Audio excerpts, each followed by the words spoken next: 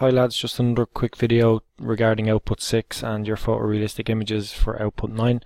I have a drone here and I'm just going to show you quickly how to put a real fancy background in it. In the other video I showed you how I put a blender sitting on a kitchen table or a kitchen counter using an image I got from the internet. So what I was thinking here is you could do something similar with a drone, which is obviously flying in the sky. So I've got this image off the internet. I just done a Google search for sky. I found a decent resolution picture. I think it was 700 by 400 or something like that. It's good enough to use. So I've just taken that image, I've saved it, I've right clicked on it, I've saved it in my folder for output 4, because if you're using a background image you have to kind of, like a decal, you have to save it in the folder as well. So I've just saved that in my folder just to show you there. So here's it's this drone here. So here's all my parts, my assembly. I have some renders done here that I've done before. Remember, you don't need to have them in your folder, your output 4 folder. So the renders could go. I'm not going to delete them because I want to use them there. There's my sky image. There's my warning sticker decal, and then there's all my parts. So I've just organized them by file type. So here's your assembly. Here's all the parts. Here's the PNG.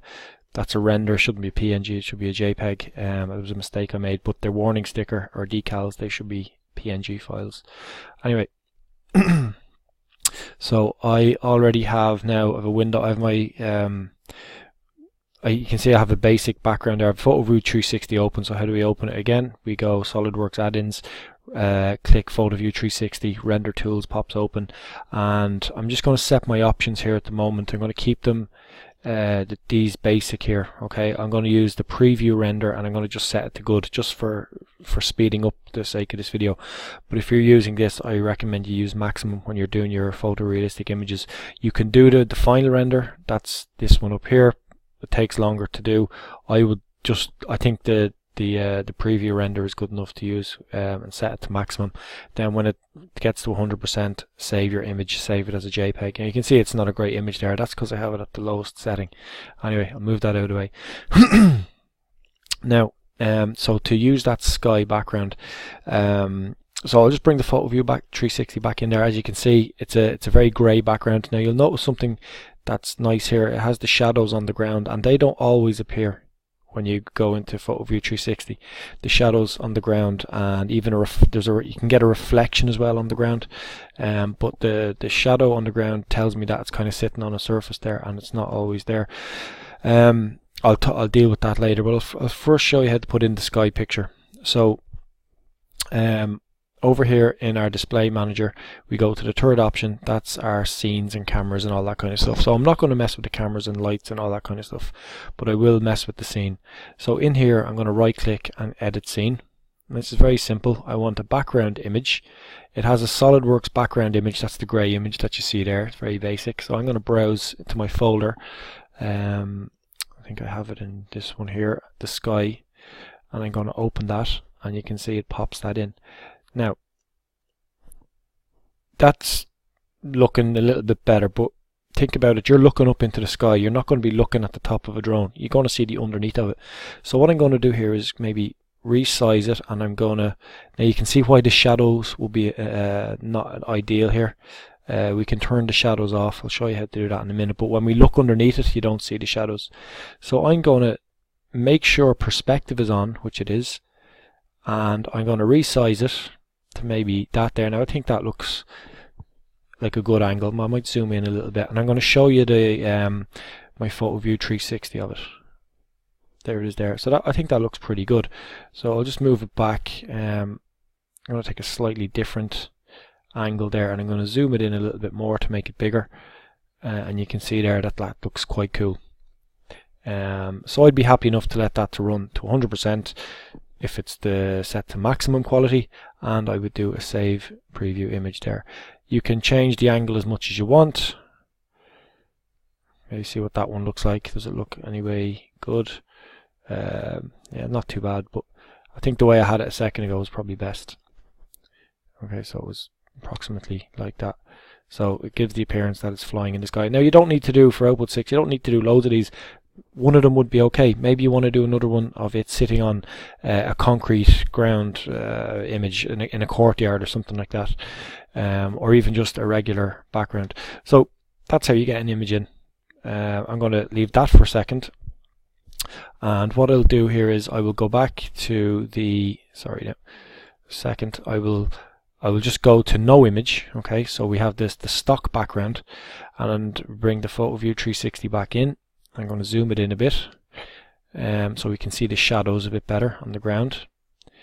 Okay, so the shadows, if I want the shadows turned off, that would give it also an appearance that it's flying as well, because if you can see the shadows, it means it's very close to the ground.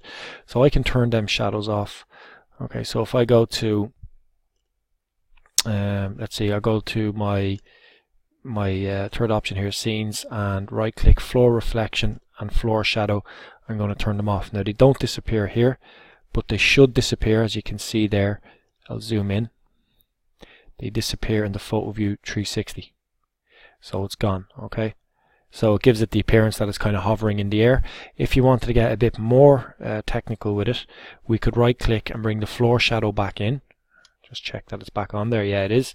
And what we can do is we can offset the floor. If we right click, edit scene, and if we go down here to floor offset, so I'm going to give it a 30mm high offset, and see what that looks like.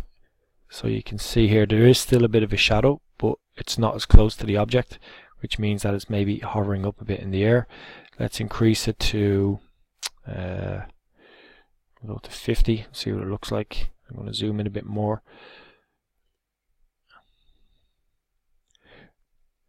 And I'm just going to let that. Now you can see there is kind of a bit of shadowing, but it's not strong, meaning that it's not in contact with the ground. So it gives it that little bit of a kind of a hovering effect, I guess, as well.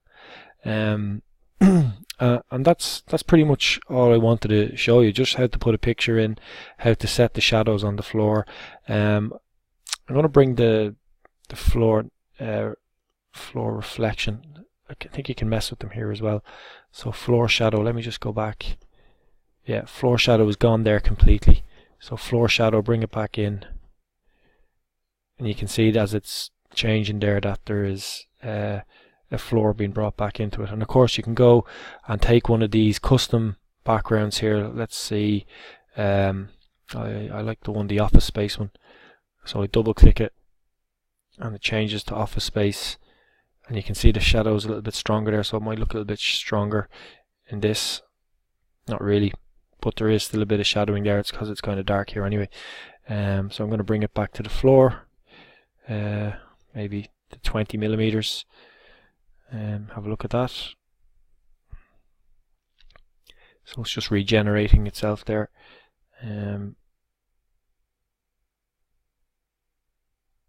That's not great, to be honest, but I'm going to put it in contact with the floor again, so 0 offset. And there we are, the shadows are a little bit stronger.